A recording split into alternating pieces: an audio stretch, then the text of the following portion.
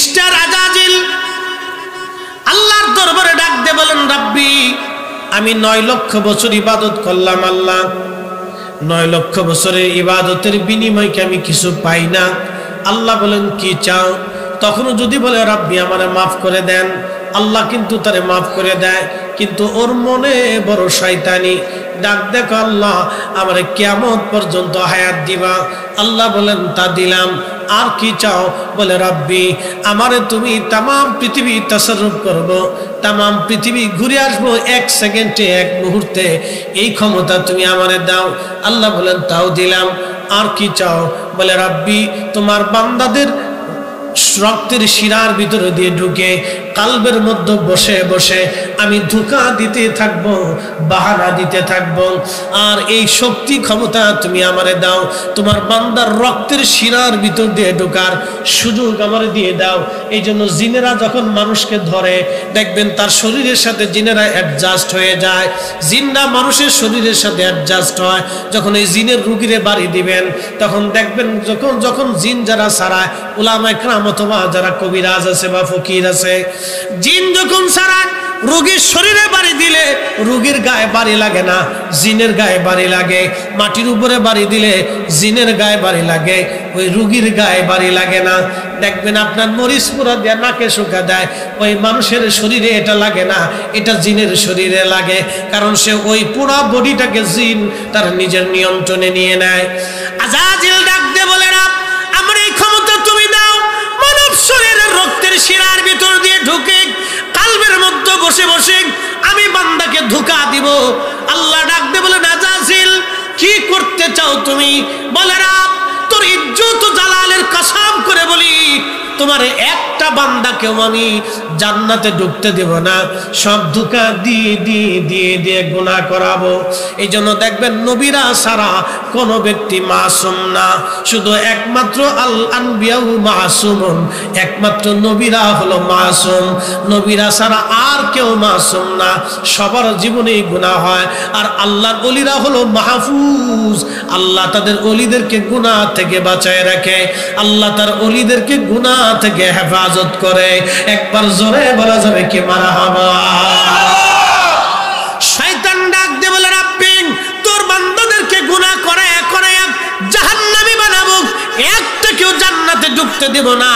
আল্লাহ তখন ধমক দিয়ে বললেন, এ আজাজিল তুই শুনে রাখ, আমি আল্লাহর ইজ্জত জালালের কসম করে বলতেছি, তুই শুনে রাখ, আমার বান্দারে তুই ধোঁকা দিয়া গুনাহ করাবি, আমার বান্দা গুনাহ করার পরে যদি আমি রব্বে কারীমের দরবারে ক্ষমা চাই, ক্ষমা চাইতে দেরি হবে, আমি আল্লাহ ক্ষমা করতে দেরি করব না। না না, একসাথে বলেন আল্লাহু আকবার। আজকে ওরা কারা যারা দোয়া বন্ধ করে দিয়েছে? ওরা হলো শয়তানের দালাল। আসতে বললেন কেন? কি বেজার হয়ে গেছেন? উচিত কথায় মই বাজার, গরম বাতে বিলাই বাজার, ডাল ভাতে কুটুম বাজার। আজকে যারা দোয়া বন্ধ করে দিয়েছে তারা শয়তানের দালালি শুরু করছে। বলে, হুজুর কিভাবে বললেন আপনি?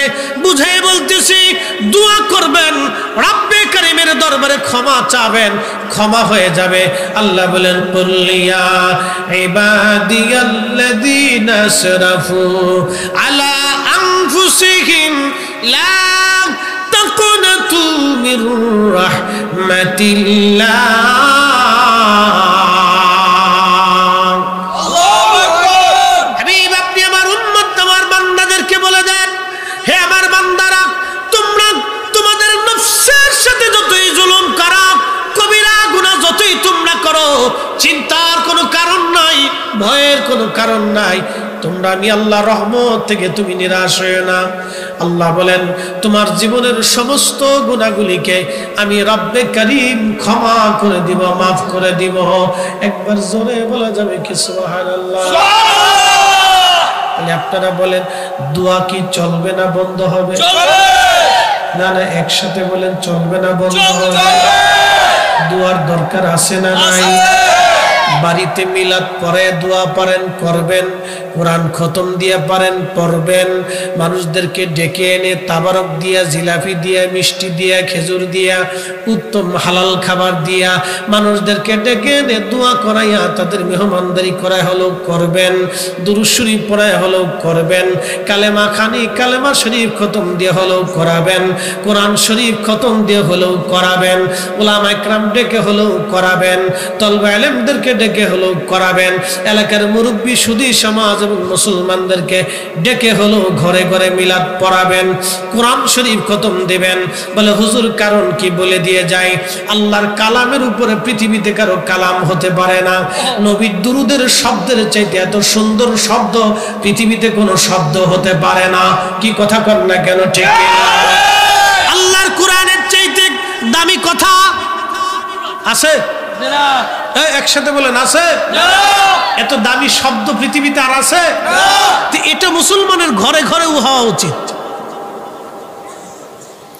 এই যে সূরা বাকারা, সর্বপ্রথম যে সূরাটা আছে বাকারা, আজকে বলে দিয়ে যায়, কারো ঘরে যদি জিনের উৎপাত থাকে, জিনেরা দুষ্টামি করে, শয়তানের উৎপাত থাকে, দেখবেন অনেক বাড়িতে জিনের আসর থাকে, মাঝে মধ্যে নানান ডিস্টার্ব করে, মেয়েদের উত্ত্যক্ত করে, বাচ্চাদের ক্ষতি করতে চায়।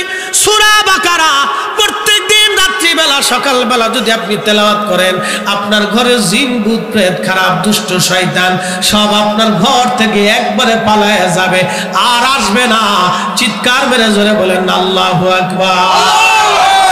তাহলে কোরআনের আওয়াজ ঘরে দরকার আছে? জোরে বলেন আছে? তো যারা কোরআন খতম বাড়িতে দিলে বেদাতের ফতোয়া দেয়, ও কোন তো কোত্থেকে আসছে? ও কোন জগৎ থেকে আসলে উনি হঠাৎ করে? আল্লাহ রাসূল বলেছেন, এই সূরা বাকারার তাফসীরের ভিতর আসে, সহিহ মুসলিমে আল্লাহর নবী বলেছেন, উম্মত তোমরা ঘরকে কবর বানায়ো না, ঘরের ভিতর কোরআন তেলাওয়াত করো, ঘরের ভিতর কিছু নফল নামাজ পড়ো, ঘরের ভিতর কিছু সুন্নত তেলাওয়াত করো, ঘরের ভিতর জিকিরের শব্দ দাও, ঘরকে কবর বানায়ো না, বাড়িতে কবর বানায়ো না।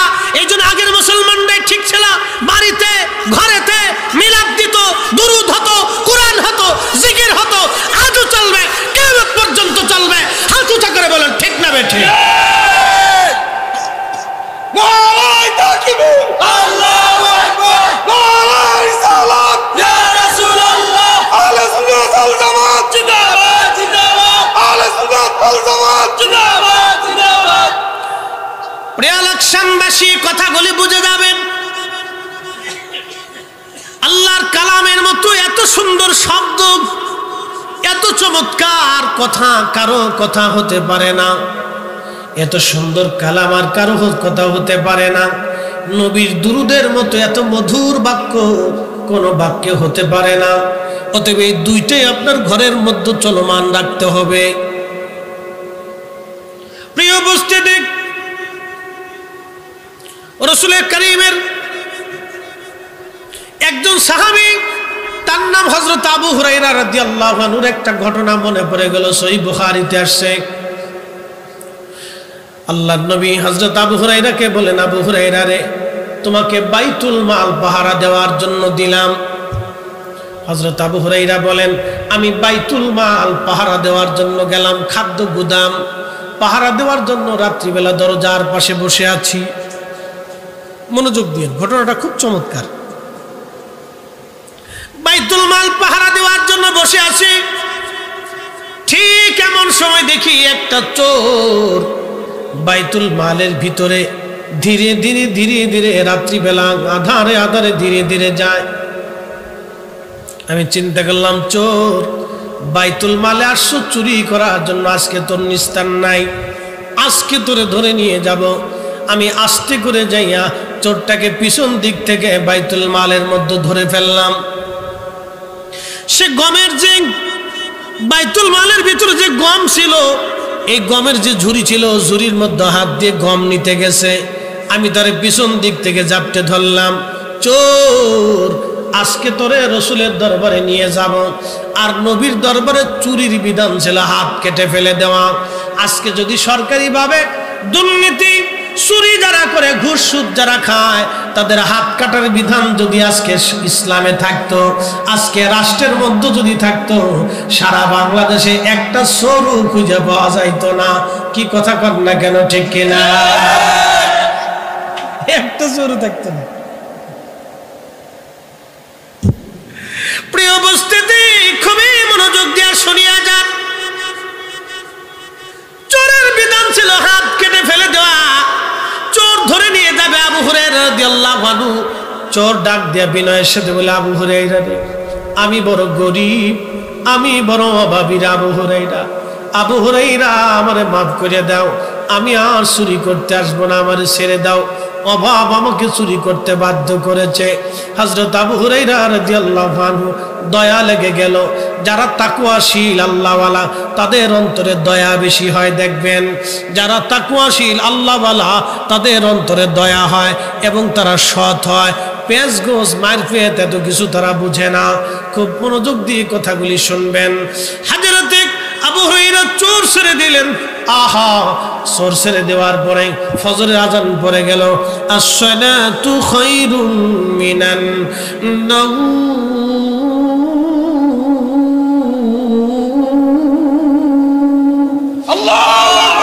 ঘুম থেকে নামাজ ভালো, ঘুম থেকে নামাজ ভালো। যখন আজানের আওয়াজ পড়ে গেল, হযরত আবু হুরায়রা বলতেছেন, আমি ধীরে ধীরে ধীরে ধীরে আল্লাহর নবীর পিছনে নামাজ পড়ার জন্য চলে গেলাম। আল্লাহর হাবিবের পিছনে সালাত আদায় করলাম। ফজরের নামাজ পড়ার পরে আল্লাহর নবীর আদত ছিল ঘুরে বসে সাহাবায়ে কেরামকে তালিম তরবিয়ত দিতেন। এমন সময় নবীজি আবু হুরায়রার দিকে তাকায়া ছোট্ট করে মুস্কি হাসি দিয়া বলেন, আবু হুরায়রা রে, রাতের চোর আজকে কি বলছে? চিৎকার মেরে জোরে বলেন না মারহাবা। ওরে রাহমাতুল লিল আলামিন, আপনি উম্মতের জাবিন, গুনাহগারের অতি আপনজন। কথা কোন ঠিক কিনা? রাত্রিবেলা চোরের সাথে আবু হুরায়রার কথা হয়, কেউ জানে না, কিন্তু আমার রাসূলের দরবারে খবর হয়। আল্লাহর নবী ডাক দেয়া বলেন, আবু হুরায়রা, রাতের চোর কি বলেছে? আবু হুরায়রা মাথাটা নরম করে নিচু করে বলেন, ইয়া রাসূলুল্লাহ, চোর এসেছিল, ধরে ফেলেছি। অনুনয় বিনয়ের সাথে বলল, সে নাকি বড় অভাবী, আমার বড় দয়া লাগছে গিয়া নবী আল্লাহ, আমি চোর ছেড়ে দিয়েছি। আল্লাহর নবী মুস্কি হাসি দিয়ে বলেন, আবু হুরায়রা রে, চোর মিথ্যা কথা বলেছে, আগামীকাল রাত্রিবেলা চোর আবার আসবে। চিৎকার মেরে জোরে বলেন আল্লাহু আকবার। নবীর দরবারে খবর আছে না? না। আল্লাহ বলেন, কামা আরসালনা ফীকুম রাসূলাম মিনকুম ইয়াতলু আলাইকুম আয়াতিনা ওয়া ইউযাক্কিকুম ওয়া ইউআল্লিমুকুমুল কিতাবা ওয়াল হিকমাতা ওয়া ইউআল্লিমুকুম মা লাম তাকুনু তা'লামুন। কোরআন বলতেছে, হুজুর, আমি আপনাকে দুনিয়াতে পাঠিয়েছি। কি জন্য পাঠাইলাম? ইয়া নবী আল্লাহ, এই জন্য পাঠাইলাম, আমি আল্লাহর কোরআনের আয়াতগুলি আপনি তেলাওয়াত করে করে তাদেরকে শোনাবেন, এর বিধানগুলি আপনি জানাবেন, এর হালাল আপনি জানাবেন, এর হারাম আপনি জানাবেন, এখানে যত উপদেশ আছে আপনি উম্মতকে শিখাবেন, এর তাফসীর আপনি শিখাবেন, এর মিনিং আপনি শিখাবেন। কোরআনের দুইটা দিক আছে, একটা জাহির আর একটা বাতিন। জাহিরটা উম্মতকে শিখাবেন, বাতিনটা উম্মতকে শিখাবেন। জাহিরটা উম্মতকে শিখাবেন, বাতিনটা উম্মতকে শিখাবেন। এই কোরআনে আল্লাহ যেটা হালাল করেছেন সেটা আমাদের নবী শিখিয়ে গেলেন, যেটা হারাম করেছেন আমাদেরকে শিখাই গেলেন। এই কোরআনের হালাল হারাম, এই কোরআনের জাহিরি অর্থ, শরঈ অর্থগুলি আল্লাহর নবী হাতে কলমে প্র্যাকটিক্যাল আমাদের শিখাই দিয়ে গেলেন। কিন্তু বাতিনি, আলিফ লাম মিম, আলিফ লাম রা, ইয়াসিন, তাহা, আনুন, কাফ হা ইয়া আইন সাদ, এইগুলির অর্থ আমরা কেউ জানি না, শুধু আল্লাহ বলতেন, নবী জানতেন। মাঝখানে যিনি ওহী এনেছিলেন জিবরাইল, তিনিও জানতেন না। একবার জোরে বলা যাবে কি মারহাবা।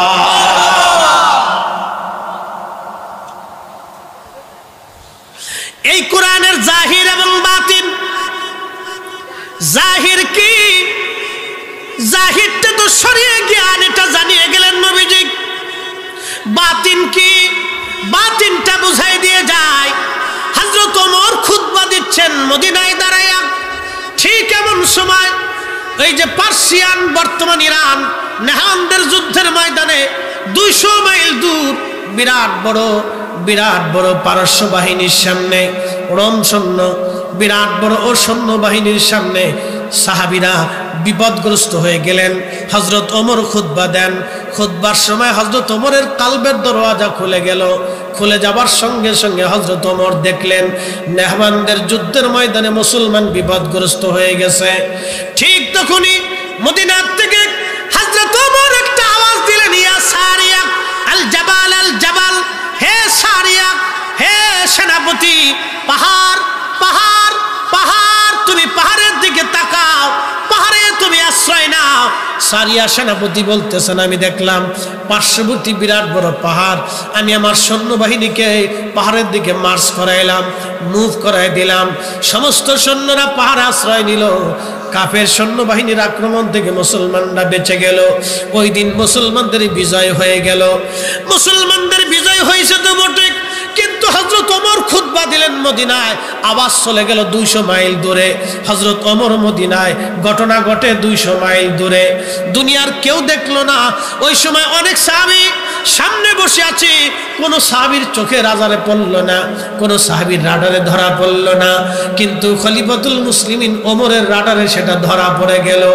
এই যে শরঈ বিদ্যার পাশাপাশি হাকিকি বিদ্যা, এই বিদ্যাটা হযরত ওমর আল্লাহর নবীর কদম থেকে শিখেছিলেন।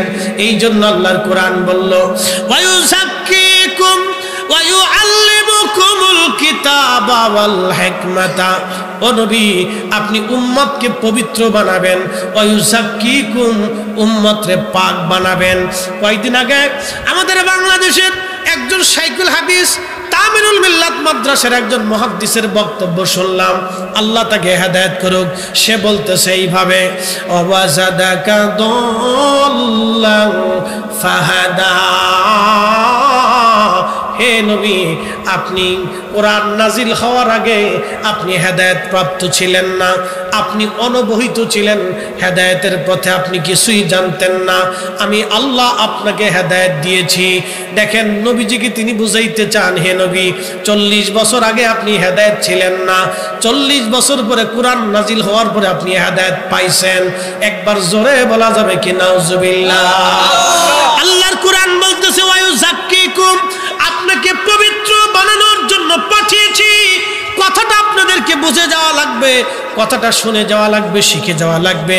ওয়ায়ুযাক্কিকুম, আপনি উম্মতকে পবিত্র বানাবেন।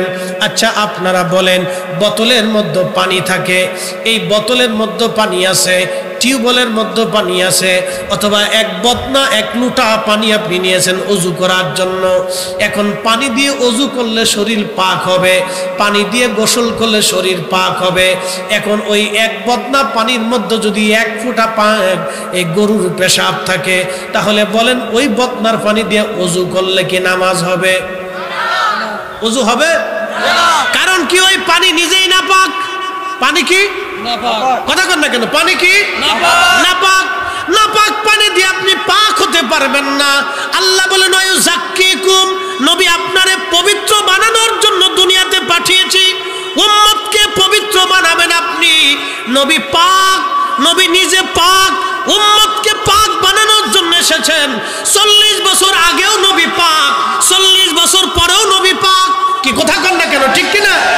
40 বছর আগেও নবী পাক। আপনাদেরকে প্রশ্ন করি, জবাব দিবেন। যে বলল 40 বছর আগে নবী হেদায়েতে ছিলেন না, এখন আপনারা বলেন 40 বছরে কোরআন নাজিল হওয়ার আগে আমার নবীজি জীবনে একটা মিথ্যা বলেছে? কথা বোঝা যায়? নবীজি কি একটা মিথ্যা বলেছেন? কোন নারীর দিকে, বেগানা নারীর দিকে একটা বারের জন্য ভুলেও তাকিয়েছেন? নবীর জীবনে 40 বছরে কোরআন নাজিল হওয়ার আগে কোনো ভুল ছিল, কোনো ত্রুটি ছিল, চরিত্রে গন্ডগোল ছিল, আমানত নষ্ট করেছেন? চুল পরিমাণ এই লাকসামবাসী আমার দিকে তাকান। কোরআন নাজিল হওয়ার আগে, এই কোরআন আল্লাহর নবীর কাল মুবারকে আসার আগে নবীজি কি চুল পরিমাণও অন্যায়, অপরাধ, ভুল, ত্রুটি, খাতা, বিচ্যুতি, নাপাকি, খারা, সারাবি, জাহিলিয়াতের কুকর্ম, অকর্ম আমার নবীকে কি স্পর্শ করেছে? না না, একসাথে বলেন, সাক্ষ্য দেন, বলেন করেছে? কোন প্রমাণ আছে? কিয়ামত পর্যন্ত প্রমাণ চাইলে কেউ প্রমাণ দিতে পারবে না। তার মানে কোরআন নাজিল হওয়ার আগেও নবী পবিত্র। এই কথা বল না কেন? কোরআন নাজিল হওয়ার আগেও নবী আল্লাহ কর্তৃক নিয়ন্ত্রিত, আল্লাহ কর্তৃক নিয়ন্ত্রিত। অতএব কোরআনের ওই আয়াতের অপব্যাখ্যা কইরা রাসূলের হেদায়েতটাকে, নবীর মর্যাদাকে ছোট করে দেখার কোনো সুযোগ নাই। যারা এই কথা বলতেছেন তিনারা যদি এর উপরে কায়েম থাকেন তাহলে আমি মনে করব সে নাফরমান হয়ে গেছে। এই কথা কর না কেন? যদি এই কথার উপরে তিনি দায়েম এবং কায়েম থাকে, ইস্তেকামত থাকে, না আমি ঠিক বলেছি, আপনাকে পবিত্র বানানোর জন্য পাঠিয়েছি।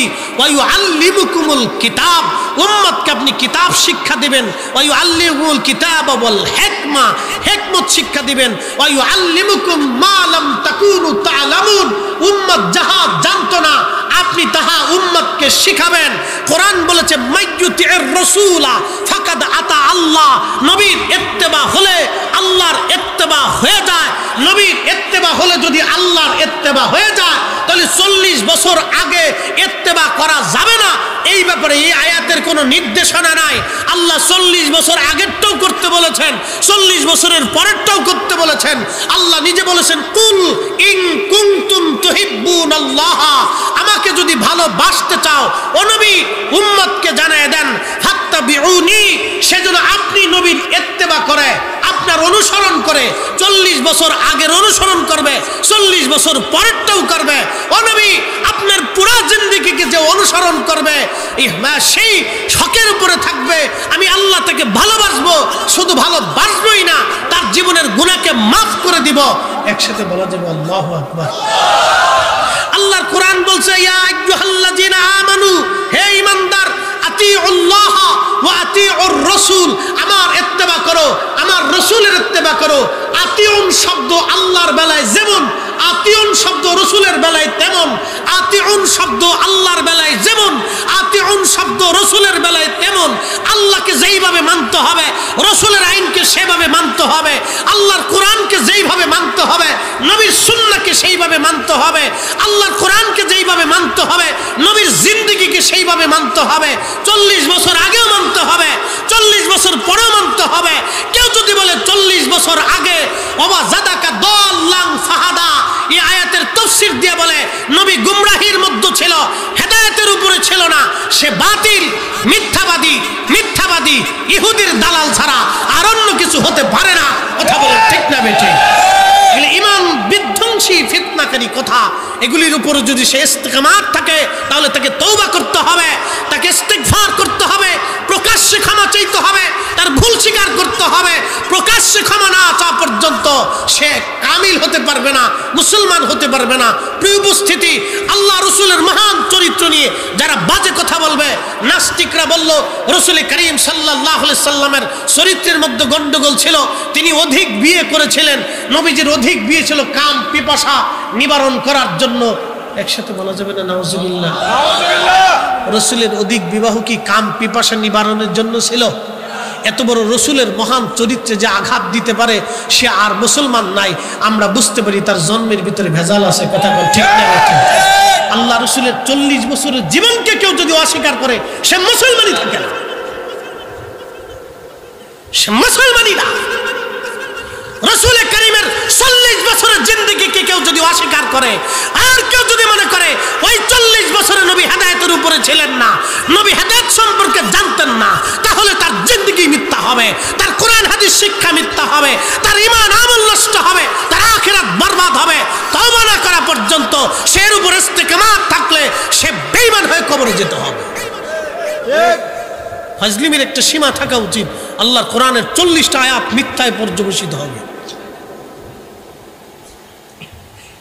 আমাদের কাছে আরো দলিল আছে, আপনাদেরকে বুঝাইতেছি, সারা জীবন মনে রাখবেন। কষ্ট হইতেছে আপনাদের? কথা কি বোঝা যায়? আপনাদের কথা বুঝতে পারতেছেন?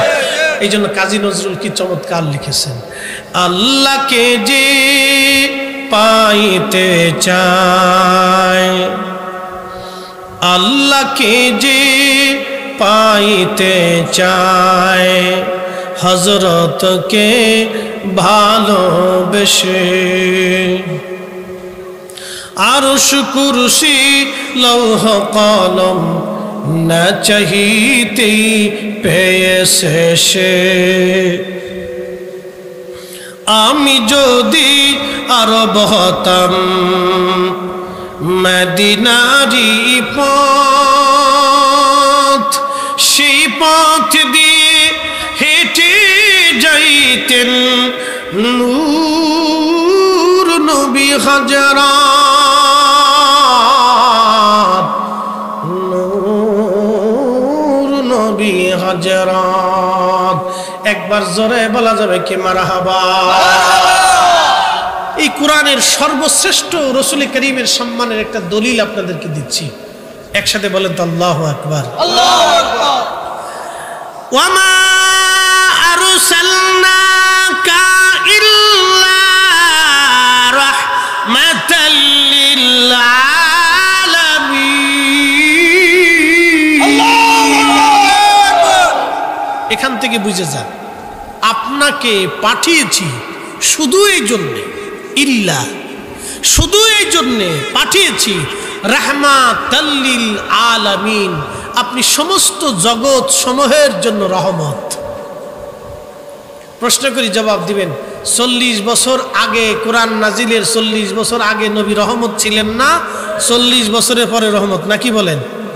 কি মনে হয় আপনাদের? কোরআন নাজিলের 40 বছর শুধু আগে না, সৃষ্টির প্রথম থেকে সৃষ্টির জন্য নবী রহমত। কি কথা বলেন, ঠিক কিনা? সৃষ্টির প্রারম্ভ থেকে সমগ্র সৃষ্টির জন্য নবী রহমত, নবী রাহমাতুল লিল আলামিন।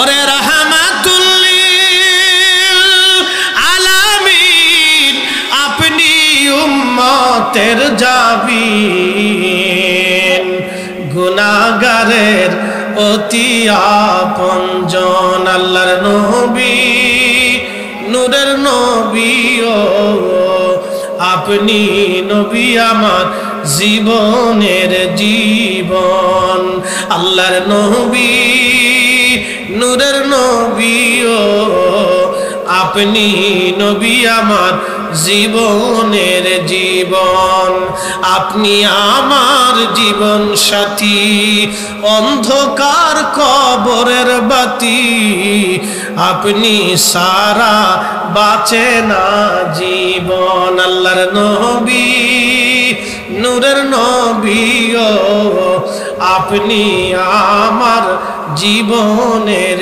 জীবন। হযরত আবু হুরায়রা বলেন, নবীজি বলেছেন কালকে রাত্রিবেলা চোর আবার আসবে। আমার অন্তরে একেবারে পরিপূর্ণ ইয়াকিন এসে গেল, নবী মিথ্যা বলতে পারে না, নবী কখনো মিথ্যা বলেন নাই, নবীর কথাটাই সত্য। কালকে চোর আবার আসবে বাইতুল মালে চুরি করার জন্য।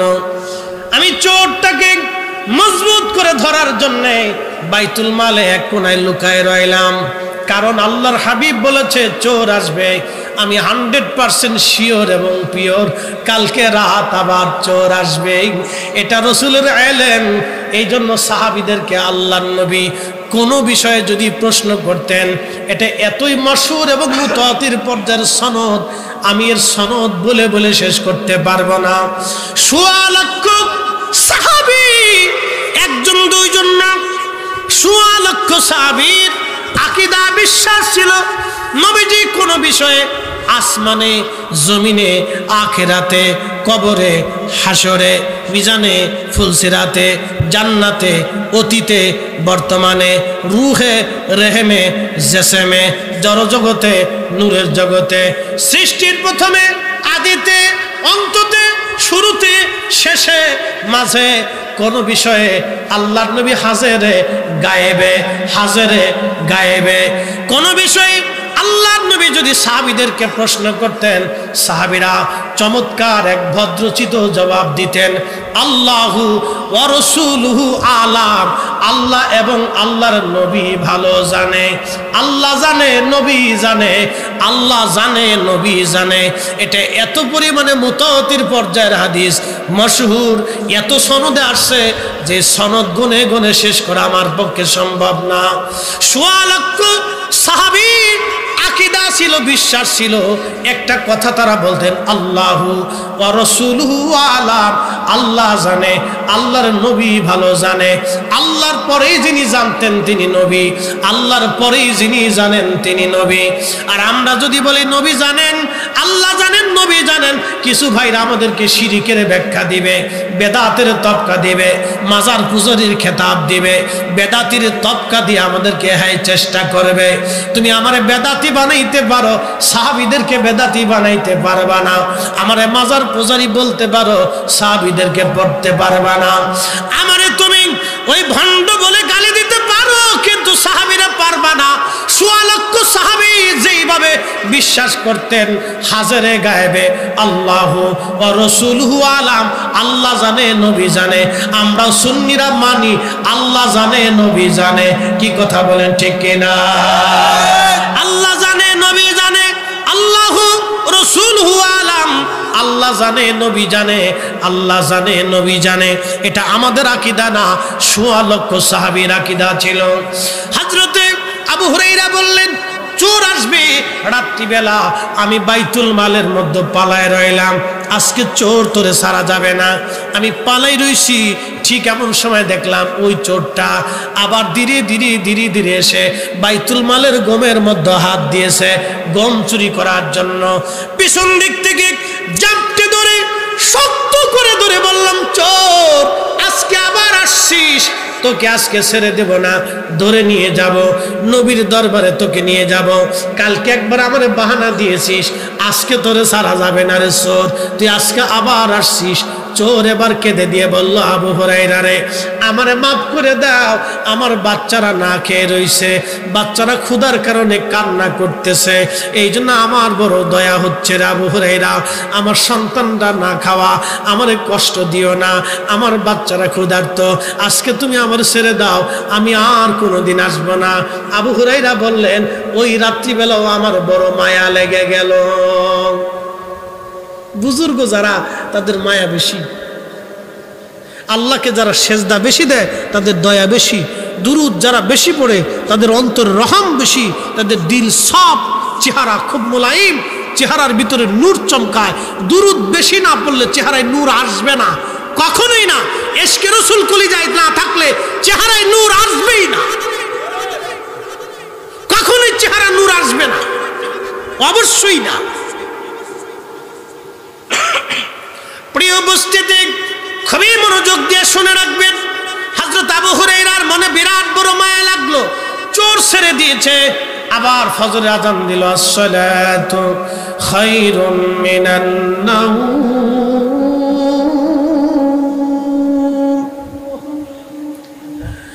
আযান পড়ার পরে সমস্ত সাহাবীরা মসজিদে নববীতে আল্লাহর হাবিবের পিছনে নামাজের জন্য চলে গেলেন।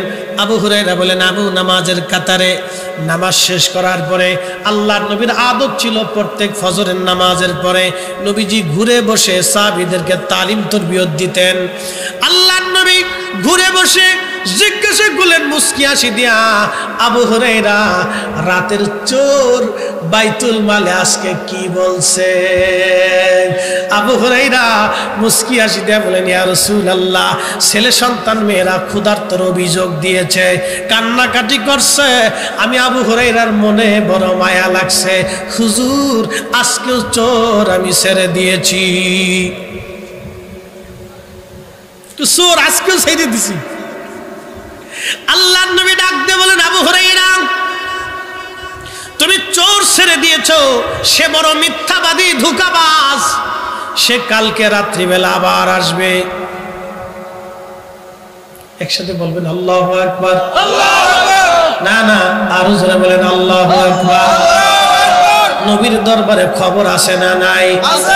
এজন্য ওনার নাম নবী। নবী শব্দের অর্থ হলো যিনি অদৃশ্যের সংবাদ দিয়ে দেন তাকে নবী বলা হয়। যিনি গায়েবের সংবাদ দেন, অদৃশ্যের খবর দেন, তিনি নবী, তিনি নবী। হযরত আবু হুরায়রা রাদিয়াল্লাহু আনহু বললেন, আল্লাহর নবী যখন বলছে রাতের চোর আবার আসবে, আমার দৃঢ় বিশ্বাস চোর আবার আসবে। তৃতীয় রাত্রিবেলা চোর ধরার জন্য আমি বাইতুল মালের এক কোণে বসে রইলাম, দেখি আজকে চোর কেমনে আসে, আজকে আর ওরে সহজে ছাড়া যাবে না। আবু হুরায়রা রাদিয়াল্লাহু আনহু নিয়ত করে বসে আছেন, গভীর রাত্রিবেলা দেখে ধীরে ধীরে সেই চোর আবার আসছে, গমের ভিতরে হাত ঢুকাই দিছে গম নেওয়ার জন্যে। হযরত আবু হুরায়রা পিছন দিক থেকে জাপটে ধরলেন, চোর রে, আজকে আর তোরে ছাড়া যাবে না, আজকে 3 রাত তুই আমার সঙ্গে বাহানা করতেছিস, আজকে তোকে রাসূলের দরবারে ধরে নিয়ে যাব। চোর ডাক দিয়ে বলে, আবু হুরায়রা রে, তুমি আমাকে ছেড়ে দাও। আবু হুরায়রা, তুমি যদি আমার ছেড়ে দাও তাহলে তোমাকে আমি একটা দোয়া শিক্ষা দিয়ে যাব, এমন একটা কালাম তোমারে শিখাবো। ও আবু হুরায়রা, কোরআন শরীফ থেকে এমন একটা আমল তোমারে শিখাবো, যে আমলটা করলে সারা রাত তোমার ঘরের মধ্যে ফেরেশতা পাহারা দিবে, শয়তান তোমার ঘরের মধ্যে ঢুকতে পারবে না। চিৎকার মেরে জোরে বলেন না মারহাবা। আবু হুরায়রা বলে, সত্যি কি শিখাবা? বলে, হ্যাঁ সত্যি তোমার শিখাবো, তুমি যদি আমার ছেড়ে দাও তাহলে আমলটা শিখাই দিয়ে যাব। হযরত আবু হুরায়রা বলেন, আচ্ছা ঠিক আছে, ছেড়ে দিলাম, তা আমলটা তুমি আমার শিখাও। বলে, আবু হুরায়রা রে, আয়াতুল কুরসি, আয়াতুল কুরসি, আয়াতুল কুরসি, আল্লাহু লা ইলাহা ইল্লা হুয়াল হাইয়ুল কাইয়ুম লা তাখুযুহু সিনাতুন ওয়ালা নাওম। এই আয়াতুল কুরসি তুমি যদি রাত্রিবেলা এশার নামাজের পরে ঘুমানোর আগে তুমি তোমার রাতের ঘরে যদি তুমি তেলাওয়াত করে ঘুমাও, তাহলে তোমার দরজার পাশে অথবা তোমার ঘরের ভিতরে তোমার বিছানার পাশে আল্লাহর একজন রহমতের ফেরেশতা দাঁড়ায় থাকবে। সারা রাত্র ভর শয়তান তোমার ঘরে আসতে পারবে না, ঢুকতে পারবে না। কোরআন শরীফের আয়াত আয়াতুল কুরসি যদি আপনি তেলাওয়াত করে ঘুমান, মুসলমানের ঘরে ঘরে কোরআনের আওয়াজ দরকার। আজকে মুসলমানের ঘরে ঘরে কোরআনের আওয়াজ বাদ দিয়া ফেসবুকের আওয়াজ চলে গেছে, ইউটিউবের আওয়াজ চলে গেছে, স্টার জলসা ঢুকে গেছে, জি বাংলা ঢুকে গেছে, নাটক সিনেমা ঢুকে গেছে, গান বাজনা ঢুকে গেছে। যেমন মহিলারা তেমন বেডারা দুই গ্রুপে পাল্লা পাল্লে দেওয়া শুরু হয়ে গেছে। এইভাবে যদি কোরআনের আওয়াজ, নবীর দুরূদ ও সালাম, দোয়া দুরূদ, মিলাদ মাহফিল যদি ঘরে ঘরে থেকে বন্ধ হয়ে যায়, আমি সময় দিলাম মাত্র 10 বছর, মাহফিল বন্ধ করে দেন, পীর মাশায়েখদের দরবারে আসা যাওয়া বন্ধ করে দেন, ঘরে ঘরে দোয়া মিরাত কোরআন খতম বন্ধ করে দেন, ওয়াজ মাহফিল বন্ধ করে দেন, মাত্র 5 বছরে দেখবেন লাকসাময়ী ফুল মার্কেটের সামনে দিয়া, চেয়ারম্যান সাহেবের হোটেলের সামনে দিয়া, হোটেলের ভিতরে দিয়া জিন্সের প্যান্ট পরিয়া, হাফ প্যান্ট পরে আমার দেশের মেয়েরা ওনার হোটেলে খাবার খাইতে যাবে, নাস্তা করতে যাবে। এ দেশের মুসলমান কিছুই বলতে পারবে না। কথা কন না কেন? এখনই হয়ে গেছে। আর আমরা খালি ফতোয়ার পিছনে গিয়েছি, কারে কারে গুতানো যায়, খালি গুতাগুতির পিছনে লাগছে।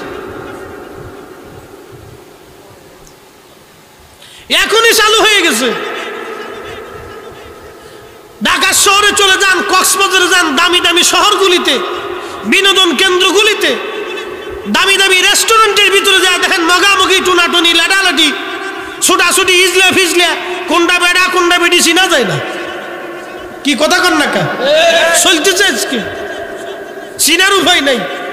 আমার দেশের নারী সমাজ জিন্সের প্যান্ট পরে শার্ট গায়ে দিয়ে, বেটা মানুষের শার্টও লয়ে গেছে, জিন্সের প্যান্টও লয়ে গেছে, কয়েকদিন পর লুঙ্গি লয়ে যাবো, লুঙ্গি লয়ে যাবো শুরু হয়ে গেছে। এই জন্য আমাদের ঘরে ঘরে কোরআন খতম, দোয়া দুরুদ, মিলাদ মাহফিল এগুলির দরকার। কথা কন না ঠিক কিনা? ঘরে ঘরে প্রয়োজন। এগুলি ফতোয়া দিয়ে যারা বন্ধ করতেছে তারা সর্বনাশ করে দিয়ে দিতেছে আজকে।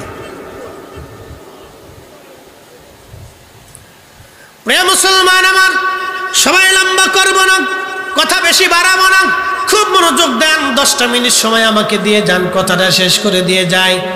হযরত আবু হুরায়রা রাদিয়াল্লাহু তাআলা আনহু তিনি ডাক দিয়ে বলতেছেন, আমি চোরকে ছেড়ে দিলাম, ওই ফজিলত জানার পরে আমি চোর ছেড়ে দিলাম।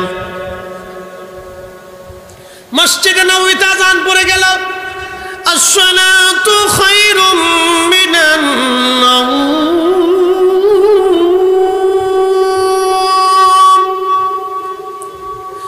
ঘুম থেকে নামাজ উত্তম, ঘুম থেকে নামাজ ভালো।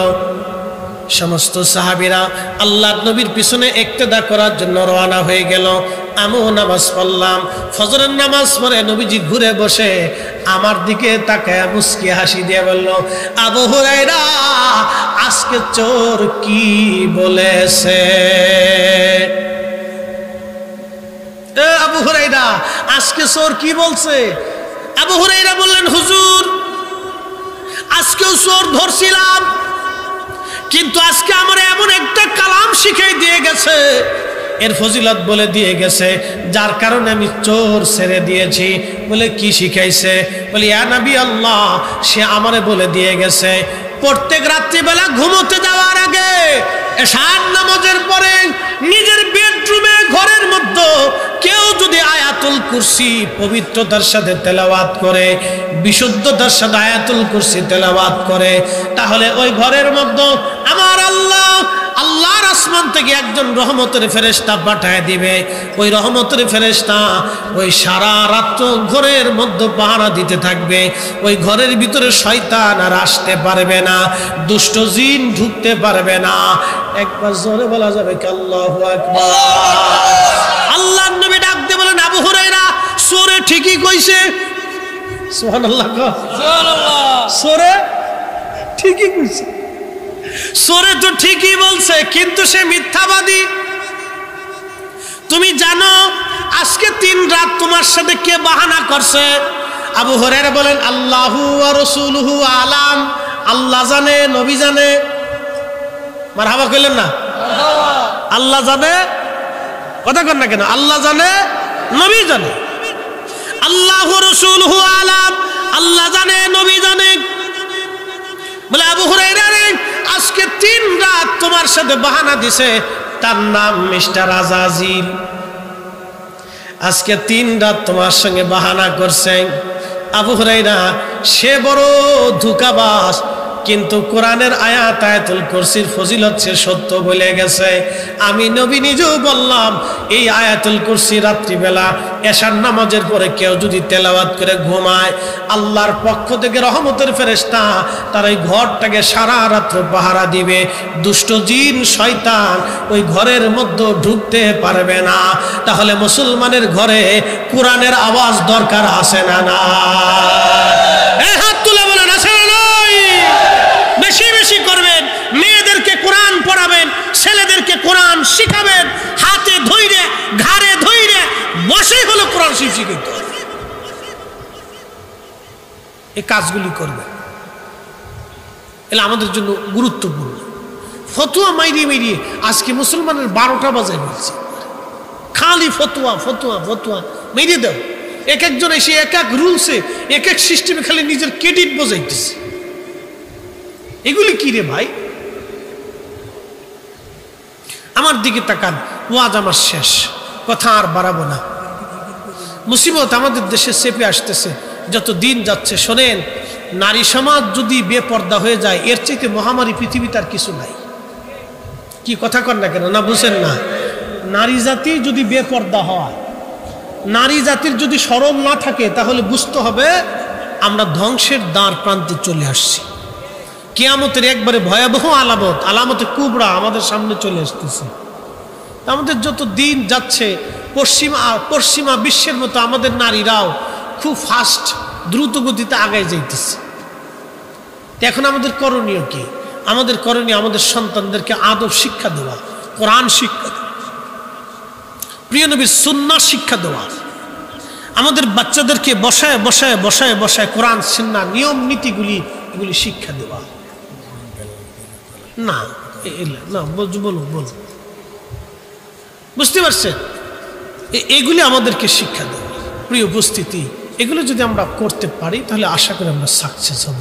আমরা সবাই কবরে চলে যাব, আমাদের সন্তানদেরকে নিয়ে আমরা জিজ্ঞাসিত হব।